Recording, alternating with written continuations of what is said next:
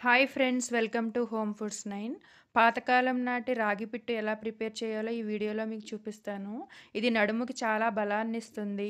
ఎదిగే పిల్లలకి, పెద్దవాళ్ళకి కూడా చాలా మంచిది ఈ రెసిపీ. ముందుగా ఒక కప్పు రాగులు తీసుకుని ఇలా బరకగా మిక్సీ పట్టుకోవాలి.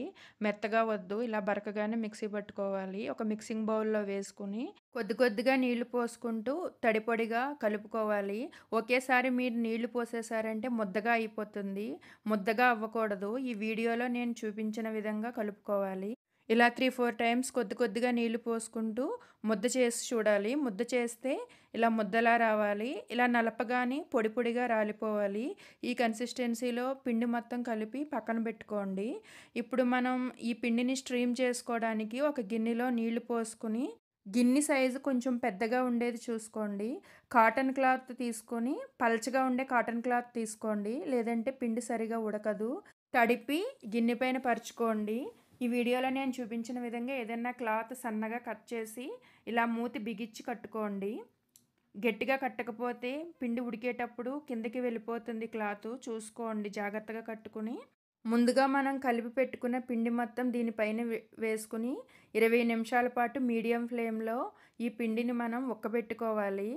ఈ పిండి మొత్తం వేసేసిన తర్వాత మధ్య మధ్యలో హోల్స్ పెట్టుకోండి. ఏదైనా నైఫ్ కానీ స్పూన్ కానీ తీసుకుని ఇలా హోల్స్ పెట్టుకుంటే పిండి బాగా ఉడుకుతుంది. అన్ని వైపులా ఆవిరి వెళ్ళి బాగా ఉడుకుతుంది. మిగిలిన క్లాత్ని దీనిపైన ఇలా వేసేసి ఈ గిన్నెకి సమానంగా ఉండే ఇంకొక గిన్నెని దానిపైన పెట్టుకొని ఉడికించుకోండి. 15 నిమిషాల తర్వాత చూసాను, ఉడకలేదు. ఇంకొక 5 మినిట్స్ ఉడకాలి. ఇది ఉడికిందో లేదో ఎలా చూడాలంటే పిండి కొద్దిగా వైట్ కలర్ ఉంటుంది. 15-20 నిమిషాలు సరిపోతుంది ఈ పిండి ఉడకడానికి. ఇది నేను స్వీట్ వేసి చేస్తున్నాను. స్వీట్ మీకు ఇష్టం లేకపోతే మీరు కొబ్బరి కారం కూడా వేసుకోవచ్చు. ఇది ఒట్టిది తిన్నా కూడా చాలా టేస్టీగా ఉంటుంది. ఇంకొక 5 మినిట్స్ ఇలా ఉడికించిన తర్వాత దీన్ని మొత్తం ఒక మిక్సింగ్ బౌల్లోకి ట్రాన్స్ఫర్ చేసుకుని ఈ పిండిని కొద్దిగా స్పూన్తో ఇలా నలుపుకోవాలి. దీంట్లోకి 5 స్పూన్స్ నుంచి పావు కప్పు వరకు కూడా బెల్లం వేసుకోవచ్చు. మీకు టేస్ట్కి తగినట్టుగా వేసుకోండి. నేను ఒక 5 స్పూన్లు బెల్లం పొడి, పావించు ఇలాచీ పొడి వేసుకొని దీన్ని ఇలా బాగా కలుపుకోండి. ఒక హాఫ్ కప్పు కొబ్బరి తురుము కూడా వేసుకోండి. నేను పచ్చి కొబ్బరి తురుము వేశాను. మీరు ఎండు కొబ్బరి తురుము కూడా వేసుకోవచ్చు. టేస్ట్ కోసం ఒక స్పూన్ నెయ్యి వేశాను. ఇది ఆప్షనల్. మీకు ఇష్టం లేకపోతే స్కిప్ చేసుకోండి. ఇలా ఉండలా చేసుకోవచ్చు. లేదంటే ఒక బౌల్‌లో వేసుకుని స్పూన్‌తో కూడా తినొచ్చు.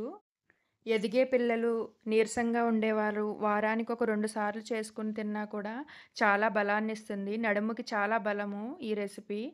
ఈ రెసిపీ మీకు నచ్చినట్లయితే లైక్ చేసి మీ ఫ్రెండ్స్‌కి కూడా షేర్ చేయండి. ఫస్ట్ టైం ఈ వీడియో చూస్తున్నట్లయితే నా ఛానల్ సబ్స్క్రైబ్ చేసుకోండి.